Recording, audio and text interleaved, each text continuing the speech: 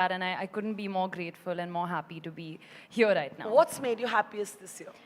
What's made me happiest? I think the reactions of people and the audience. I think I've not felt this connected to the audience before. With Bay coming out, with Control coming out. Actually, starting from Kho Gaye Hum Kahan, that was really a film that changed everything. Thank you. Yes, so I received a lot of, not even I would say like, I'm not saying about my performance, but it was more about how the character connected with so many young girls and boys out there. And with that, I truly understood the impact that cinema can have. You know, it's not about the box office numbers or always about praise and performance. Sometimes it's mostly about touching people's lives. And I really felt that difference with Kho Gaye Hum Kahan, and then with Call Me Bay, and then with Control. So that's why. Let's start with this idea of touching people's lives. You actually have your own YouTube channel, your own program, which tries to look for positive stories in an environment where trolling is really cruel. And, you know, all day long, we've been hearing stories from girls who say, this was said about our weight, this was said about the hair on our face, this was said about the color of our skin. Before you had this dream here, have you been trolled in a really horrible, I know you have, Hello. but everybody may not know. What hurt you the most that was said about you?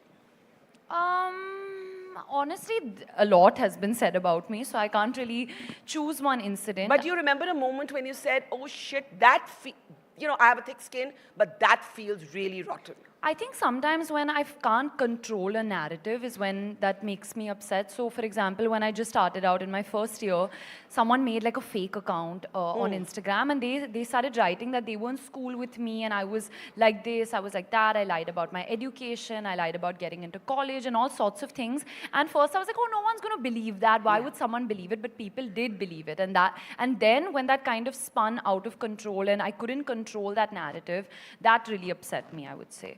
And then that's actually the reason personally why I started so positive. But once I started it, it wasn't about me. I think it was. No, I know. You have now like a whole Yeah. range of guests walking in. But something triggered you to start it. Do you remember that feeling? Because I really think we undermine how, look, you're Ananya Pandey. You still have the strength, the community to stay online. There are people who aren't famous or accomplished, who don't have and they just go off. And it's a way of silencing women. So I'm just wondering if you remember, like, what was that touched a nerve that you started so positive? I think just feeling very helpless, that you can't, you know, if you say something back, it's going to start a chain reaction and it's going to be endless. And as you said, I'm in a position of power. You know, I'm an actor, and sometimes I have to be on social media, even if I don't want to be on social media. Do you not want to be on social media? Some days I definitely don't want to be on social media, but I also saw like the direct impact on my younger sister Raisa, because she's not an actor and she has no plans of becoming an actor. But anytime we posted a picture of her and we used to tag her, she used to be like, listen, don't tag me. Like, I don't want to be tagged because people follow me or they message me nasty things or they write something about how skinny I am, how I look. And that's when I guess what you're talking about, that's when it hit me and I'm like, okay, it doesn't just happen with actors, it happens with everyone, you know. Yeah. When I was in school, social media wasn't as prevalent, you know, Facebook had just about come about.